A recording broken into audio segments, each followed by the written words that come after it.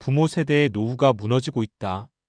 50대가 꼭 알아야 할 안전자산 역전 스토리. 내가 젊었을 땐 남들처럼만 해도 노후는 자동으로 따라오는 줄 알았지. 많은 50대가 요즘 이런 얘기를 합니다.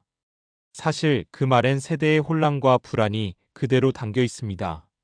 부모 세대는 열심히 일하고 집 한 채만 사두면 웬만한 노후는 해결됐습니다. 그런데 지금은 완전히 다른 세상이죠.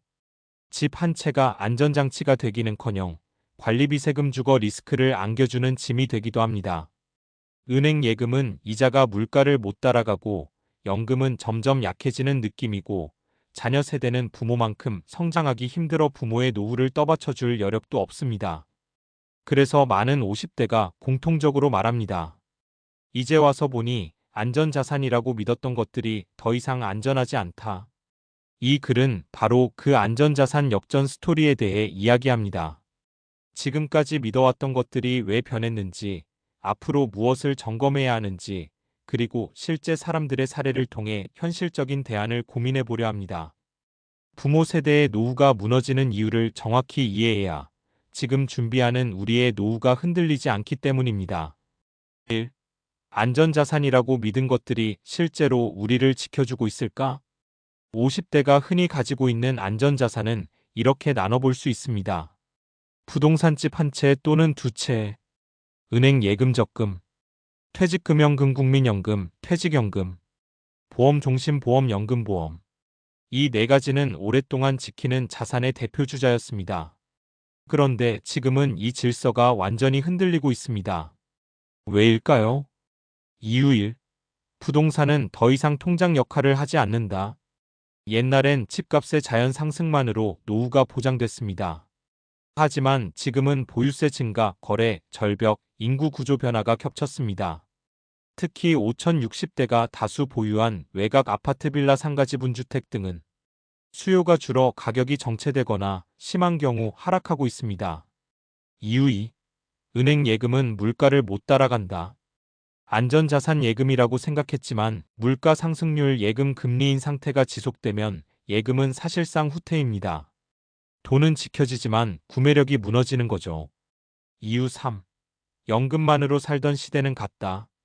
현재의 50대는 부모 세대보다 국민연금을 덜 받게 됩니다.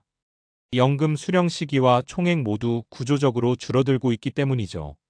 퇴직연금도 대부분 원리금 보장형이라 실질 수익률이 낮습니다. 이유 4. 보험은 노후 자산이 아니라 지출로 변하는 경우가 많다. 50대가 흔히 들고 있는 종신보험, 유니버셜 보험, 변액보험 등은 보험료 부담만 크고 노후 현금 흐름에는 기여하지 못하는 경우가 많습니다. 즉 안전자산이라고 믿어온 것들이 지금은 오히려 리스크의 원인이 되고 있는 상황입니다. 2. 실제로 벌어지는 안전자산 역전 사례 3가지. 사례 1. 집 두 채면 든든할 줄 알았는데 세금과 공실이 노후를 잡아먹더라. 57세 자영업자 어씨. 어씨는 15년 전 은퇴를 대비해 외곽 신도시에 아파트 두 채를 마련했습니다. 그 당시엔 누구나 말했습니다. 부동산은 무조건 오른다. 집 두 채면 노후는 끝이다.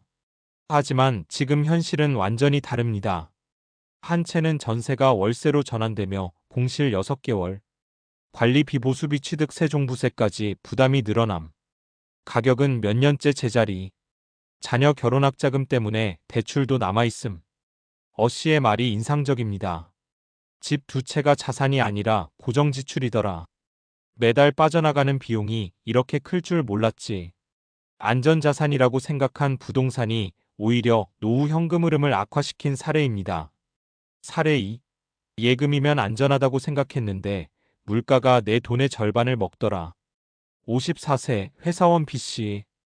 B씨는 안전을 중시해 주식이나 펀드는 안 했습니다. 문제는 시간이 지나면서 은행 예금의 실질 가치는 점점 떨어졌다는 것. 10년 전에 모아둔 1억 원은 여전히 1억 원이지만 그 1억의 구매력은 7천만 원 수준으로 줄어든 셈입니다. 그는 말합니다. 손해본 건 아닌데 뭔가 이상해. 분명히 돈은 그대로 있는데 생활비는 더 필요하고 내 돈이 점점 작아지는 느낌이야. 이제 예금만으로는 노후 대비가 사실상 불가능해진 것입니다. 사례 3.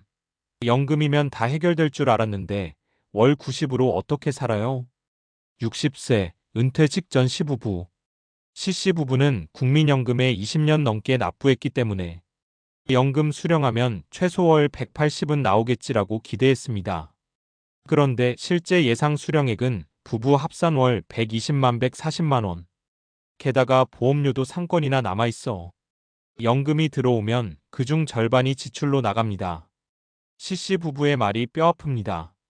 연금은 생활비가 아니라 생존비 수준이더라고요. 기대했던 노후와 현실이 완전히 달라요. 3. 그럼 50대는 어떻게 해야 역전된 안전자산 구조를 바로잡을까? 50대에게 필요한 것은 거창한 재테크가 아닙니다. 딱 세 가지 핵심 원칙만 지키면 됩니다. 가치가 떨어지는 안전자산과 현금 흐름을 만드는 자산을 구분하기. 과거처럼 안전 부동산 예금이 아닙니다. 지금의 안전자산은 현금 흐름이 가능한 자산입니다. 예를 들면 단순 보유형 부동산 현금 흐름 중심 부동산 소형, 입지 중심, 예금 100% 예금 채권 중위험 포트폴리오, 보험 중심 보험 축소 연금 계좌 강화. 안전은 멈춰있는 자산에서 오지 않고 흐르는 자산에서 옵니다. 50대의 최우선 목표는 지출 구조 재설계. 노후가 무너지는 가장 큰 이유는 자산 부족보다 지출 구조 때문입니다.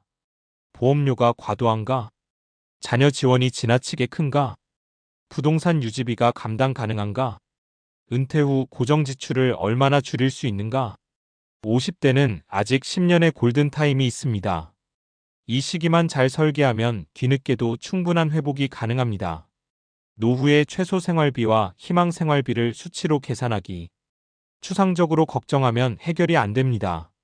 50대는 반드시 다음을 숫자로 적어봐야 합니다. 은퇴 후 최소 생활비, 희망 생활비, 국민연금 예상 수령액, 부족 붕괴 갭, 갭을 메우기 위한 전략. 얼마가 부족한지를 아는 순간 해야 할 선택이 명확해지고 불안이 줄어듭니다. 4. 결론. 부모 세대의 노후가 무너진 이유를 정확히 알면 우리의 노후는 지킬 수 있다. 지금 50대가 느끼는 불안은 개인의 잘못이 아닙니다. 세상이 완전히 바뀌었기 때문입니다. 부동산은 더 이상 오른다는 보장이 없고, 예금은 물가를 이기지 못하며, 연금은 절대 충분하지 않고, 보험은 오히려 지출이 되고, 그래서 안전자산이 더 이상 안전하지 않은 시대가 되었습니다. 하지만 여기서 희망이 있습니다. 50대는 역설적으로 가장 중요한 시기에 서 있습니다. 아직 재정 계획을 다시 세울 시간이 있고, 아직 노후의 방향을 수정할 기회가 있습니다. 지금의 불안은 종말이 아니라 정확한 설계가 필요한 시점이라는 신호입니다. 안전자산의 개념이 달라졌다는 사실만 이해해도 앞으로의 선택은 완전히 달라질 수 있습니다.